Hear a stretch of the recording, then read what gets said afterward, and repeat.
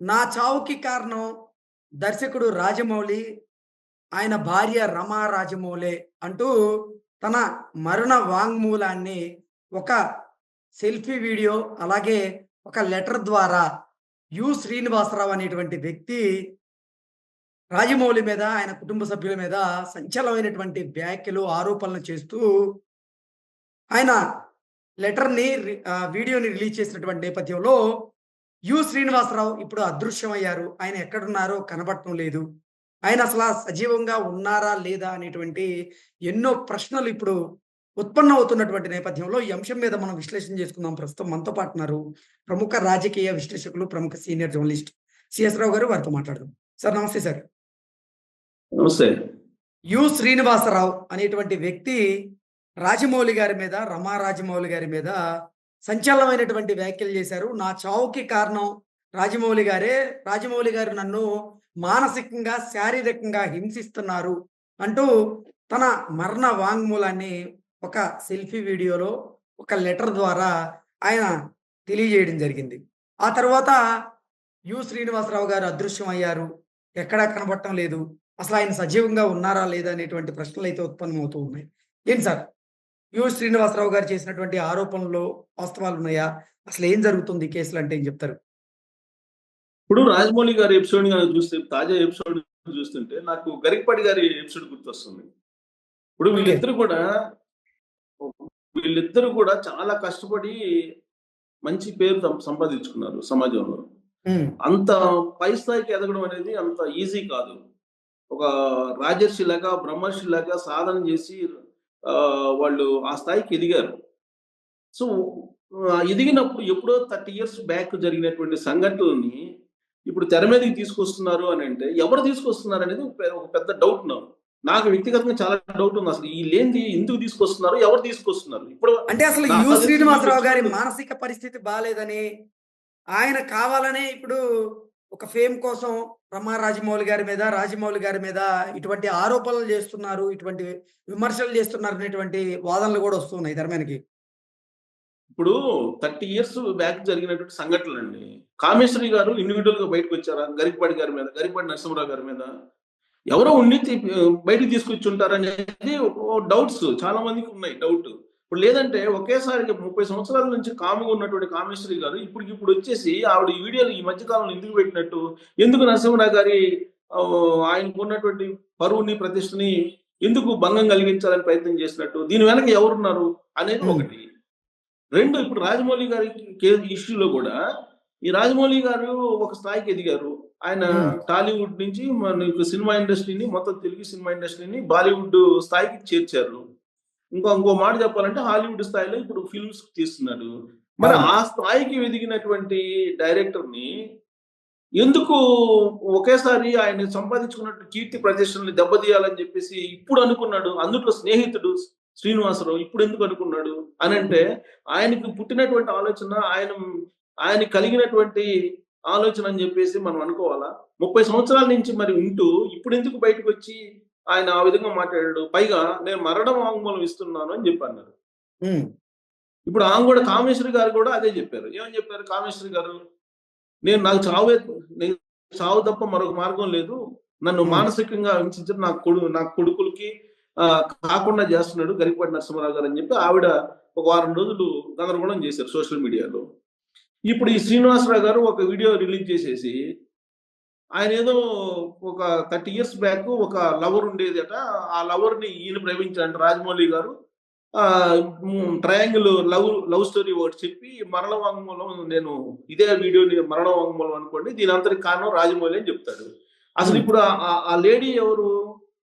రాజమౌళి గారు చేసుకున్నట్టు రమాదేవి గారే కదా.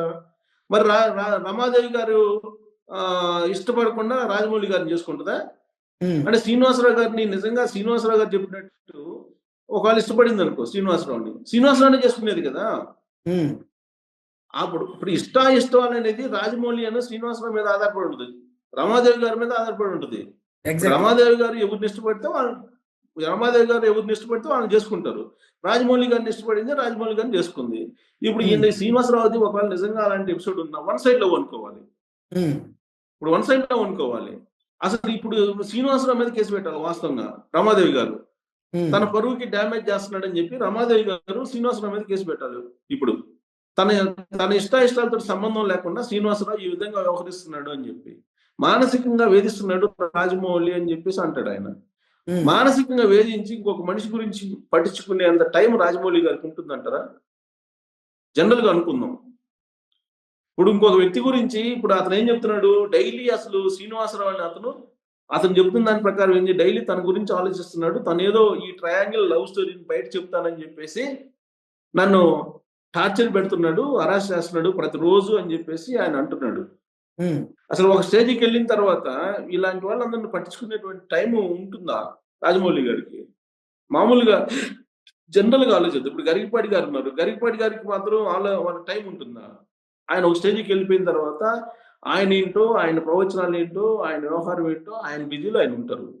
కామేశ్వరి గారిని లేదంటే కామేశ్వరి గారి తోటి ఉండే వాళ్ళని వీళ్ళందరిని పట్టించుకుంటారు వీళ్ళు. ఆ స్టేజ్ కాదు కదా! ఆ స్టేజ్ ఆ స్టేజ్ దాటిపోయారు. ఇంకోటేంటంటే 30 సంవత్సరాల క్రితం అని చెప్పేసి ఈ ఎపిసోడ్‌లు బయట పెడుతున్నారు. హ్మ్. నాకు తెలిసినంత వరకు ప్రతి వాళ్ళ జీవితంలో 30 సంవత్సరాల కిందకి పోతే, 30 సంవత్సరాలు వెనక్కి పోతే, ప్రతి వాళ్ళ జీవితంలో ఏదో ఒకటి ఉంటాయి ఇలాంటియి. ప్రతి వాళ్ళ జీవితంలో ఉంటాయి ఇలాంటివి. ఏదో ఒకటి మంచిదో, చెడుదో లేదంటే నెగెటివ్‌దో, పాజిటివ్‌దో ఏదో ఒకటి ఉంటది. ఖచ్చితంగా ఉంటాయి. ఆ 30 సంవత్సరాల క్రితం జరిగిన దాన్ని ఇప్పుడు తీసుకొచ్చి సమాజంలో ఇలాంటి వాళ్ళని పేరు ప్రతిష్టలు పొందినటువంటి వాళ్ళని డ్యామేజ్ చేస్తాము అనంటే, అసలు ఆ ప్రయత్నం చేసినటువంటి వాళ్ళ మీద తర్వాత వాళ్ళని ఇన్ని సంవత్సరాల తర్వాత వాళ్ళని బయటికి తీసుకొచ్చినటువంటి వాళ్ళ మీద నిజంగా కేసులు పెట్టాలి ఫస్ట్. అసలు ఓకే. ఈళ్ళెవరు కుట్ర ఎవరు చేస్తున్నారు ఇలాంటియన్నీ అని. హ్మ్. వీళ్ళెవరు కుట్ర చేస్తున్నారనంటే ఇప్పుడు యాక్చువల్‌గా గరికపాటి నరసింహారావు గారేమో తెలుగుదేశం పార్టీ సింపథైజర్ అండి. ఆయన ఒక రకంగా చెప్పాలంటే జగన్మోహన్ రెడ్డి గారు ఓడిపోవాలని చెప్పి ఇండైరెక్ట్‌గా, డైరెక్ట్‌గా కాకపోయినా ఇండైరెక్ట్‌గా చెప్పారు. నరేంద్ర మోడీ గారికి హార్డ్ కోర్ ఫాలోయర్ ఆయన.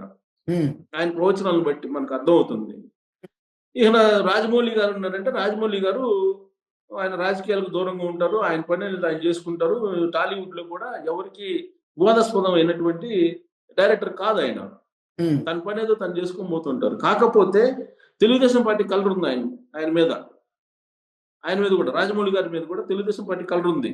ఓకే. సో, ఇప్పుడు మరి తెలుగుదేశం పార్టీకి సంబంధించినటువంటి ఇలాంటి సెలబ్రిటీస్ మీద కుట్ర జరుగుతుందా అనేటువంటి ఒక అనుమానం అయితే బలంగా ఉంది. ఆ ఓకే. కుట్రలో భాగంగానే ఇలాంటి వాళ్ళందరిని తీసుకొస్తున్నారేమోనండి. రాబోయే రోజుల్లో ఇంకెంతమందిని తీసుకొస్తారనేది ఇప్పుడు మనం అది గమనించాలసలు ఫస్ట్. ఇప్పుడు హ్మ్. ఇప్పుడు ఇదేదో గరికపాటి నరసింహారావు గారు, రాజమౌళి గారితోటి ఆగిపోతుంది అనుకోవద్దండి. ఇది వీళ్ళందరి మీద మరి కుట్ర ఖచ్చితంగా చేస్తున్న వాళ్ళు ఎవరంటారు? ఇప్పుడు ఎవరు చేస్తారు తెలుగుదేశం పార్టీ మీద? తెలుగుదేశం పార్టీ వాళ్ళ మీద చేసేవాళ్ళు ఎవరుంటారు జనరల్‌గా? హ్మ్. దానికేం ప్రత్యేకంగా మనం చెప్పవసరంలే. ఇప్పుడు తెలుగుదేశం పార్టీ తర్వాత కూటమి పవన్ కళ్యాణ్ గారు వీళ్ళందరూ ఉన్నారు. వీళ్ళని ఏదో ఒక రకంగా విడగొట్టాలి. విడగొట్టేటువంటి ప్రయత్నం చేస్తూ ఉన్నారు. వాళ్ళేమో విడిపోము మేము ఇంకో 15 సంవత్సరాల పాటు మేముంటాం, కలిసి ఉంటాం, రాష్ట్ర ప్రయోజనాలు మాకు ముఖ్యం అని చెప్పి పవన్ కళ్యాణ్ గారు అసెంబ్లీ బయట, అసెంబ్లీ లోపల చెబుతున్నారు. ఓకే. మరి ఇదంతా కానప్పుడు ఎవరైతే తెలుగుదేశం పార్టీ వైపు నుంచి వాయిస్ వినిపిస్తున్నారో, ఇప్పుడు వాళ్ళని అలాంటి సెలబ్రిటీస్‌ని దెబ్బతీయటానికి ఇలాంటి ఎపిసోడ్స్‌ని తీసుకురావచ్చు. నేను అనుకోవటం ఈ ఇద్దరితోటి ఆగిపోతుంది అనుకోవట్లేదండి నేనైతే మాత్రం. ఓకే. ఖచ్చితంగా ఎవరైతే కొంచెం పేరు కీర్తి ప్రతిష్టలు ఉన్నటువంటి వాళ్ళున్నారో, వాళ్ళకి సంబంధించినటువంటి గతానికి ఎళ్లి ఎవరినో పట్టుకొచ్చేసి శ్రీనివాసరావు లాంటోళ్ళు, కామేశ్వర్ గారు లాంటోళ్ళు హ్మ్. పట్టుకొచ్చి ఇలా స్ప్రెడ్ చేసేసి వాళ్ళకున్నటువంటి పరువు ప్రతిష్టని భంగం కలిగించేటువంటి ప్రయత్నం చేస్తూ ఉన్నారనమాట. నేనైతే అనుకుంటున్నా. లేదంటే 30 సంవత్సరాలకి అసలు ఆయన చెప్పింది నవ్వొస్తది. ఒక రకంగా చెప్పాలంటే ఆయన మానసిక స్థితి కరెక్ట్‌గా లేదేమో అనిపిస్తుంది. 100కి 40 100కి 80 మందికి ఏదో ఒక గతం ఉంటదండి. అప్పుడప్పుడే గతం ఉంది కదా అని చెప్పి పెళ్లయిపోయి వాళ్ళు పెళ్లి చేసుకొని కూడా ఎన్నో సంవత్సరాలయితే, ఇన్ని సంవత్సరాల తర్వాత నా లవర్ అని చెప్పేసి ఆయన వస్తున్నాడంటే, ఆయన మీద చర్యలు తీసుకోవాలి కదా! క్రిమినల్ చర్యలు వాస్తవంగా. హ్మ్. తీసుకోవాలి గదా! అలాగే కామేశ్వర గారి మీద కూడా చర్యలు తీసుకోవాలి. ఎప్పుడో ఆమె విడిపోయింది. విడిపోయిన తర్వాత ఇప్పుడొచ్చి మా ఆయన మా ఫస్ట్ నాకు భర్త అని చెప్పి చెప్తున్నారంటే, ఈళ్ళసలు ఏం ఆశించారు? అసలు వీళ్ళ వెనక ఏముంది? ఇన్ని సంవత్సరాల నుంచి తర్వాత బయటికి రావడానికి కారణం ఏంటి?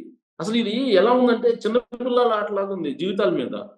వాళ్ళు ఎంతో అహర్నిశలు శ్రమించేసి వాళ్ళు మొత్తం ఒక తపస్సులాగా చేసుకొని ఒక కీర్తి ప్రతిష్టలు సంపాదించుకుంటే, ఇలాంటి ఎపిసోడ్‌లు నడిపి వాళ్ళకి లేకుండా చేస్తున్నారనంటే, వాళ్ళు ప్రతి పరిషత్తులో దించేలాగా ప్రయత్నం చేస్తున్నారంటే, ఖచ్చితంగా దీని వెనక కాన్స్పిరసీ ఉందండి. ఈ కాన్స్పిరసీ బయట రావాలి. Conspiracy okay. బయట కుట్ర అనేది బయటకు రావాలి.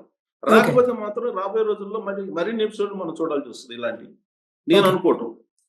Okay sir. Thank you so much అండి.